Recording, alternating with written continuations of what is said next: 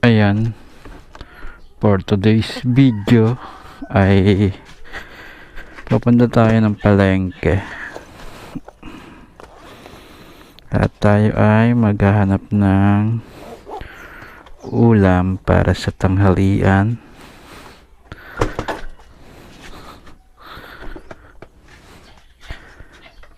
Akayin lang natin dito kasi pag napakinggan ng bata ng anak ko isasama yan. Relate din ba kayo dun, mga paps?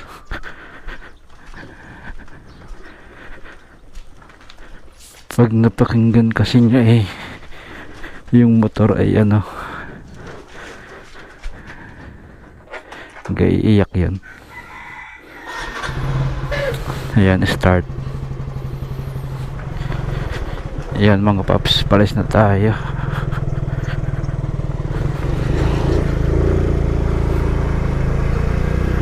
Hey! Na-miss ko mag motovlog sa aking helmet. Tagal kong hindi nakapag vlog dito sa ating helmet.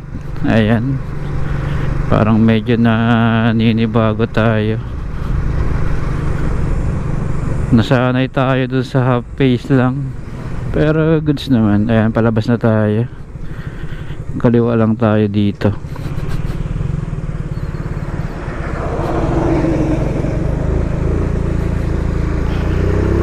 Ayan mga paps, punta tayo ng Bansud.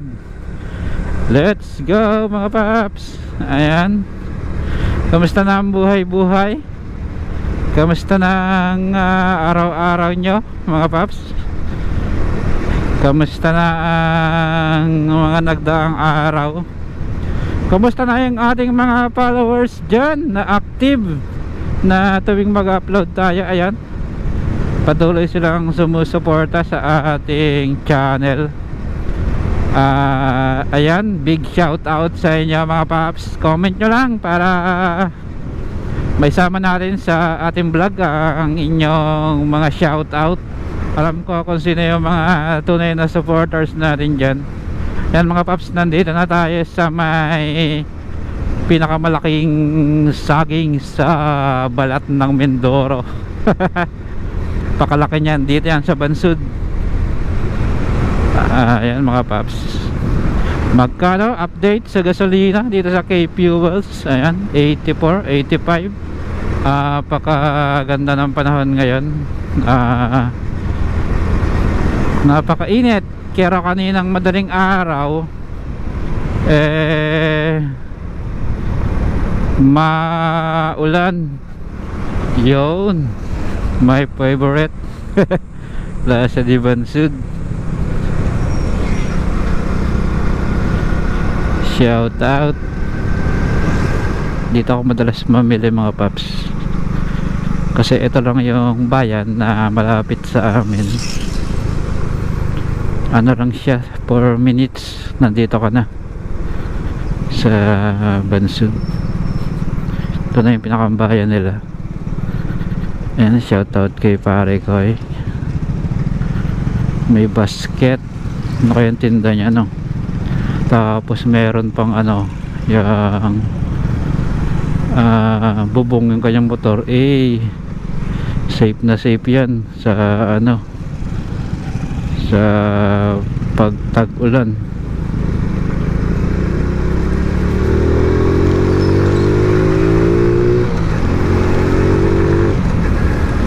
Ayan mga paps, tour ko kayo sa palengke ng Bansud. Ayan, kaliwa lang tayo dito kung saan ako namimili. Tingin lang tayo ng pang-ulam para ngayon sa tanghalian. Pag kasi ako bumibili ng ulam na halimbawa ngayong umaga, pang tanghalian saka pang hapunan tapos kinabukasan ulit, kinabukasan ulit ako mamimili. Tingnan lang natin kung anong mabibili nating ulam. Yan, nandito na tayo. Maya mga paps, update ko kayo. Yan mga paps, tapos na tayong bumili ng ulam. Ayan, nabili natin matambaka. Malalaki siya, bumili lang ako ng 4 na piraso. At yung gulay na pang pakbet, yan ang tamang-tama niyan kasi yung isda pipirituhin natin. Tapos magpakbet tayo ng gulay. Yan lang mga paps. Tayo ay pauwi na. Ito palengke ng Bansud.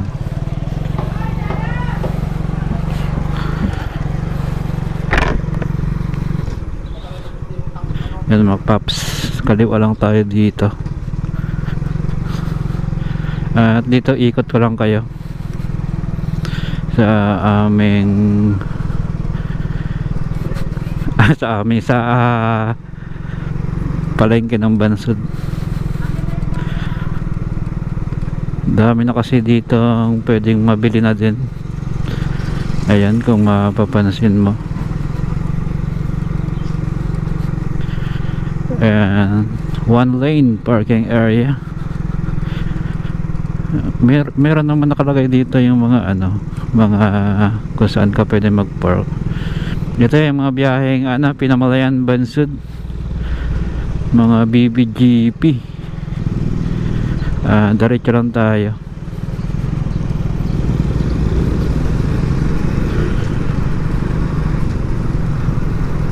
At eto,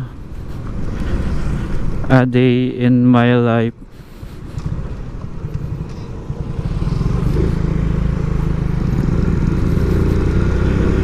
A day. Ayan ang sa gustong mamili ng mga gamit-gamit yan, nandiyan ang Giga. Yan mga paps, tayo ay pa-exit na. Sa pagdadrive kasi pakiramdaman saka diskarte. Yan ang kailangan sa pagdadrive, mabilis dapat ang mata. At syempre ay ingat sa pagdadrive. Dito lang tayo sa linya na ito. Ayun, Silent. Ito nga pala yung dali dito sa Bansud. Ayan, ikot ko lang kayo saglit sa may plaza.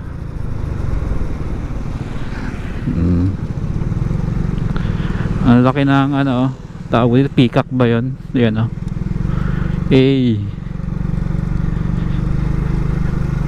ayan, ikot-ikot ko lang kayo.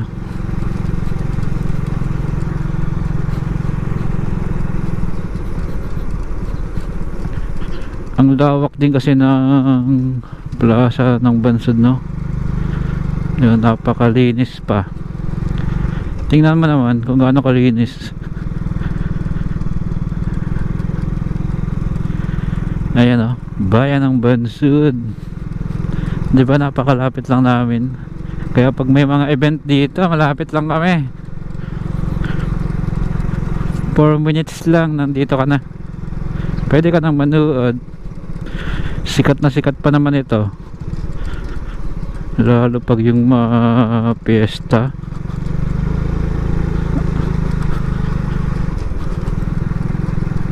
At yan lang mga paps,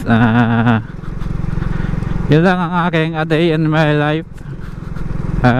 Thank you sa ating mga taga-subaybay dyan. Let's go.